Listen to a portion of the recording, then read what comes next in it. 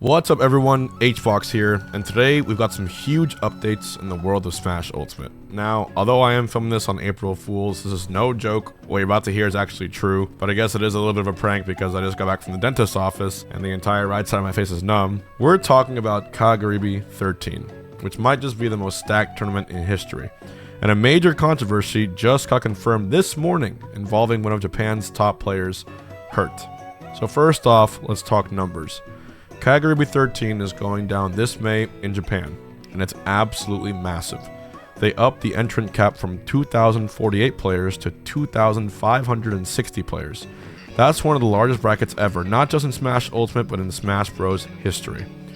And the lineup, well, it's straight up wild. We've got 46 of the top 50 Lumirank players in attendance. Names like Aquila, Mia, Shuton, Tweak, Light, Spargo, Gluttony. Basically, anyone who's a top player in Ultimate right now, you can expect them to be at this event. And funnily enough, that number used to be 47, but now it's 46, because it was a Snake that got banned instead of Steve. So what exactly happened? Well, for those of you that don't know, Hurt, widely considered the best Snake player in the world, and to many considered the best player in the world right now, was recently caught using a modded setup to reduce input latency. Now, in places like the US, this isn't that uncommon, but in Japan, mods are taken super seriously, especially in a competitive setting. Because of this, Hurt was hit with a 2-month suspension from Japanese tournaments. That much was clear, but the question on everyone's mind was, would Kagaribi still let him play? He was already registered before the ban, so perhaps they would let it slide? Well, as of this morning, we got our answer, and it is a hard no. Kagaribi organizers confirmed Hurt will not be allowed to compete.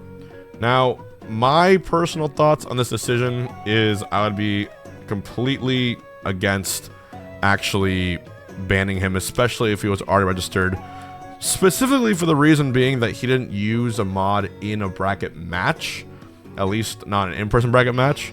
From what I understand, and I was at Battle of BC over the weekend, I was actually able to talk to Watch, briefly to Hurt. I was trying to get some more intel on what was going on. From what I gathered, the only time Hurt would actually use this mod was to play and practice against players overseas. And the reason for that is that if you haven't played Ultimate, Super Smash Bros. Ultimate has already a significant input delay, just even on base game, even on vanilla, compared to the other Smash games. And because of that, you add in the online delay to that, to Nintendo's not so great netcode, and it makes it very, very unpleasant to play against people who are very far away from you. In fact, even cross-country connections from like Florida to California, for instance, sometimes are pretty hard to play just because of that significant input delay. So top players using this mod to reduce that input delay, which shouldn't exist in the first place, to me is all fine in my book. In Japan, though, it's a little bit different, especially given their culture is more so, it's very, very much more important to follow the rules and follow the orders of what, you know, the officials want and what companies want compared to something like the West. Now, with Hurt out, this totally changes the bracket.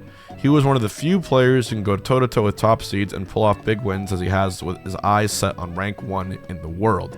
He was actually most likely going to be seed 1 going into the tournament, giving him one of the most favorable paths in the bracket. Without him, there's now one less brick wall in the path of someone like Aquila or Light or Mia.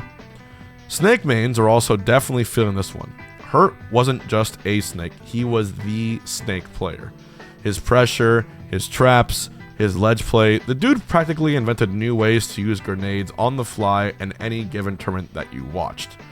One of the things I love about his Snake the absolute most is that he'll place a C4 or a grenade or an up smash, and he won't just like hit you and be like, oh awesome, I got the hit. He will prepare himself every single time to get the next 2 or 3 hits ready, sometimes ending in a devastating aerial, finisher like an axe kick or even an up tilt or an up air.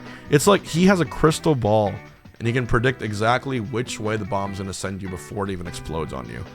A lot of Snakes try to get the prediction, but I think Hurt's familiarity with matchups, the character weights, everything else that might help him find these finishers. The dude will get you from 0 to 60 in less than 2 seconds. He's like a Lamborghini. Like, to me, that's pretty wild. Of course, the community is very split on this.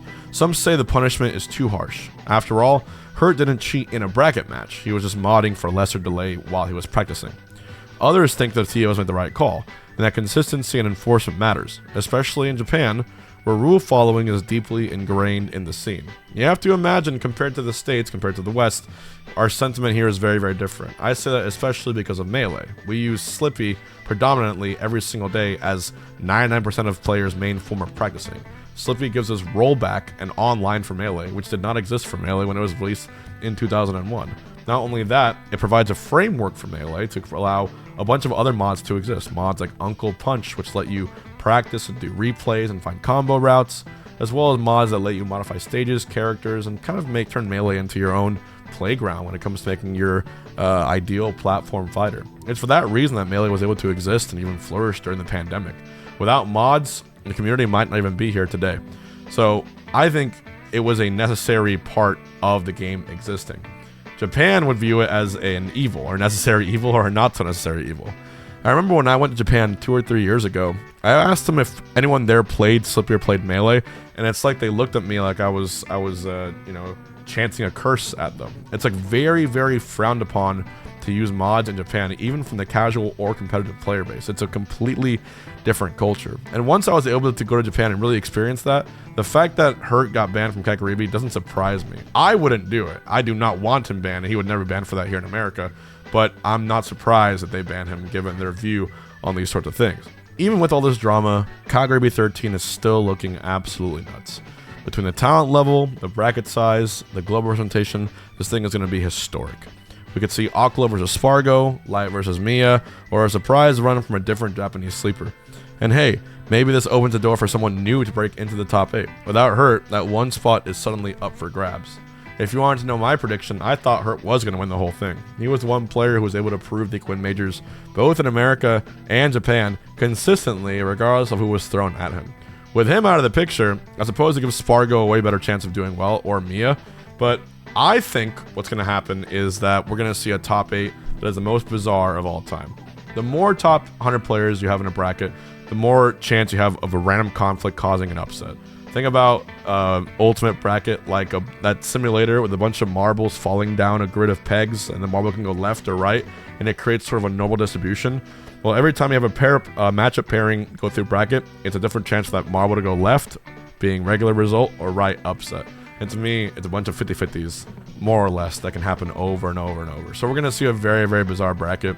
And of course, in top 8, it's going to have at least 3 Steves. Anyways, what do you guys think?